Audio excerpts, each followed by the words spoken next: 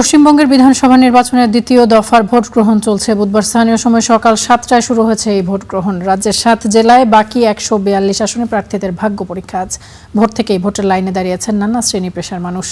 আজ প্রায় 3,21,00,000 মানুষ তাদের ভোটাধিকার প্রয়োগ করবেন এই দফায়। দ্বিতীয় দফার ভোট নাদিয়া, হুগলি, হাওড়া, কলকাতা, দক্ষিণ 24 পরগনা সহ রাজ্যের দক্ষিণবঙ্গের একাধিক জেলায় গুরুত্বপূর্ণ কেন্দ্রে নির্বাচন রয়েছে। আজ বিশেষ করে হেভিওয়েট কেন্দ্রগুলোতে ক্ষমতা দখল নিতে মরিয়া সব দলই। এই দফার প্রার্থী তালিকাও বেশ তারকাখচিত। বিভিন্ন আসন থেকে আজ লড়ছেন অদিতি মুন্সি, রাজ চক্রবর্তী, সোহম চক্রবর্তী, সর্বরী মুখোপাধ্যায়, পাপিয়া অধিকারের মতন সেলিব্রিটিরা। পাশাপাশি অরূপ বিশ্বাস, ফিরহাদ হাকিম, ব্রাত্য বসু, চন্দ্রিমা ভট্টাচার্য, সিদ্দিকুল্লাহ চৌধুরীর মতো নেতাদের ভাগ্য আজ নির্ধারণ করছেন ভোটাররা।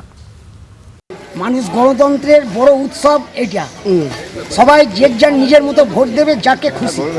যত বছর ভোট হয়েছে তার মধ্যে এবছর সবচেয়ে ভালো ভোট হবে এবং পশ্চিমবাংলার ইতিহাস সৃষ্টি করবে। তাড়াতাড়ি ভোট দিতে বেরিয়েছি। নিরাপত্তা তো আপনার অনেক বেটার আছে, নিরাপত্তা আশা করি কিছু হবে না। এরকম ভোট আমি কোনোদিন দেখিনি যে 70%, 80% হয়েছে, কিন্তু 96-98% ভোট আমি দেখিনি। আর প্রথম দফাতে ভোট সুন্দরই হয়েছে, যা আমার জীবনের লাইফে এত সুন্দর দেখিনি। এটাই দরকার যেন দ্বিতীয় দফা এরকম ভোটই হয়, যেন এটা আমি আশা করবো। এবং চেঞ্জটা হবে মানুষের ভেতরের মন। মানুষের চুপচাপ আছে, কোথায় কাকে দেবে কেউ বলতে পারবে না। পশ্চিমবঙ্গের বিধানসভা নির্বাচনে 142টি আসনে ভোট হচ্ছে, যেমনটি জানাচ্ছিলাম। এই বিষয়ে আরো বিস্তারিত জানতে এই মুহূর্তে আমাদের সঙ্গে যুক্ত রয়েছেন সহকর্মী সুজিত দুয়ারি। সুজিত, গতকাল কিন্তু প্রতিদ্বন্দ্বী প্রার্থীদের কর্মী সমর্থকদের মধ্যে বিভিন্ন আসনে সংঘাত, সহিংসতার খবর আমরা পেয়েছিলাম। এই মুহূর্তের পরিস্থিতি সম্পর্কে জানতে চাই। এখনো পর্যন্ত কিন্তু পরিস্থিতি এখনো আয়ত্তের বাইরে যায়নি, কারণ স্বাভাবিকভাবেই রয়েছে, একেবারে নির্বিঘ্নে ভোট চলছে এমনটাই রাজ্যের ছবি রয়েছে। 142টি কেন্দ্রে যে দ্বিতীয় দফা অর্থাৎ শেষ দফা নির্বাচন চলছে সেখানে। এবং আপনাকে জানিয়ে রাখি, ইতিমধ্যেই ভোট দিয়েছেন অভিষেক ব্যানার্জি। কিছুক্ষণ আগেই তিনি ভোট দিয়েছেন তার নিজস্ব কেন্দ্রে। এবং মমতা বন্দ্যোপাধ্যায় তিনি এখনো ভোট দেননি, তবে তিনি তার নিজস্ব কেন্দ্রে, ভবানীপুর কেন্দ্রে তিনি কিন্তু ঘুরছেন, সকাল 7টা থেকে ঘুরছেন।